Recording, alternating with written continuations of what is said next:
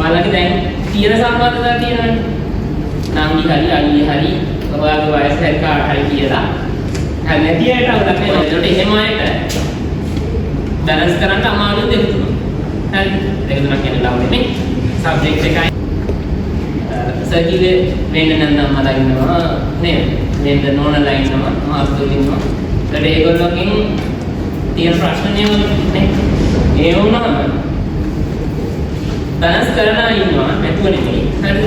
හැමෝම එක්ස්ට්‍රීම් නෑ. දැන් අපි අර Ashoka Jayasena Live and Living Biology, Sipni Anuradhapura.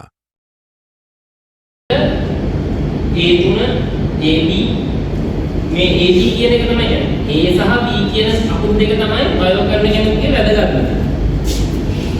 ඔයාලා දැන් තාම පේපර්ස් පටන් ගන්නෑ.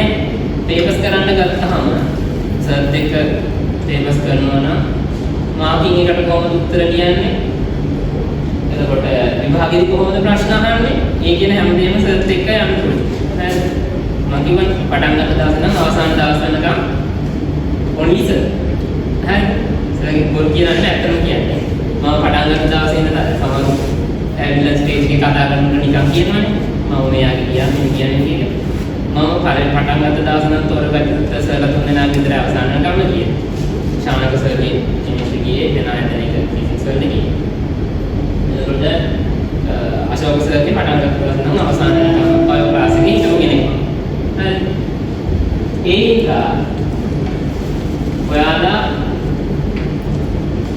සබ්ජෙක්ට් එක වෙනුවෙන් වැඩ කරන්න අමතර දේවල් කරන්න ඊළඟට මම දැක්ක මේ ළඟදී මේ දවස්වල ෂෙයා වෙනවා අර මේ මීම් එකක් අවුරුද්දට ගෙදර ආපු පොඩි එක්කෙනාට මේ උපදෙස් දෙනවා කියලා.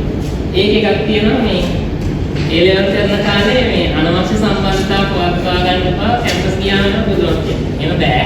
අනිත් එක ඒ ලෙවල් කාලේ සම්බන්ධතා තියාගන්නත් එපා.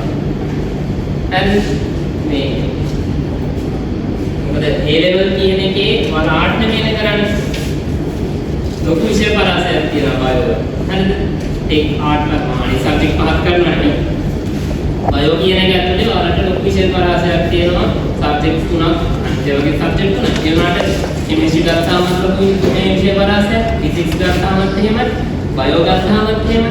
ඊළඟට බයෝ වල මාකින්කට උත්තර ලියන්න පුරුදු වෙන්න ඕන. හරි. හිතන දේවල් ලියන්න දැන් සර් කියන්නේ ඒඩ්ස් කියලා සිංහලෙන් ලියන්න ලකුණු දෙන්නේ AIDS වලට විතරයි. හරි. ඒ වගේ ගොඩාක් ඒවා තියෙනවා පේපර්ස් කරනකොට අහුවේ. තාම පටන් ගන්න මොන නිසා මම මේ නිකන් පොඩි අවවාදයක් දෙන්නේ. ඔයාලගේ දැන් තියෙන සම්බන්ධතා තියෙනවනේ. නංගි හරි අයියේ හරි ඔයාගේ වයස හරි කාට හරි කියලා. හරි නැති අයට අවුලක් නෑ මම මේ තියෙන අය කියන්නේ. හරි තියෙනවා එන නංගි හරි මොකක් හරි එකක් නෑ පපා පන්නෝ කියනවා කියලා ගෑන ළමයි කෙනෙක් කියලා කියන්නේ.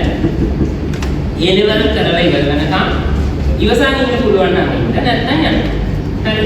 මොකද ඔයාට ඇත්තටම ආදරය කරන කෙනෙක් නම් පොඩි කැපකිරීමක් කරන්න යාට පුළුවන් වෙන්න ඕනනේ. හරි. ඊළඟට සමහර විට මම ඒ සම්බන්ධව කියනවා. මොකද ඒකනේ දැන් ඒ ලෙවල් වලට ගොඩක් තියෙන ප්‍රශ්න. ඒ ලෙවල්ට අත්දවන්න මේ සර්කිලේ වෙන්න නම් මලා ඉන්නවා නේද? වෙන්න නෝනලා ඉන්නවා මාස්ටර්ලා ඉන්නවා. ඒකට ඒගොල්ලෝකින් තියෙන ප්‍රශ්න නේ. ඒ වුණාම බැලන්ස් කරලා ඉන්නවා නැතුව නෙමෙයි. හරි. හැමෝම එක්ස්ට්‍රීම් නෑ. දැන් අපි අර ඔයාලා දන්නේ අර එහෙම බෙල් කර්ව් එකක් අඳිනවනේ. මොනවද කියන්නේ?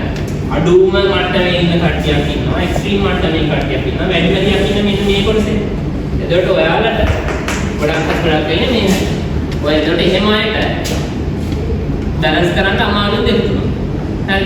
දෙක තුනක් කියන්නේ ලව් නෙමෙයි. සබ්ජෙක්ට් එකයි ඒවයි කියන ඒවයි අනම්මන හැමදේම.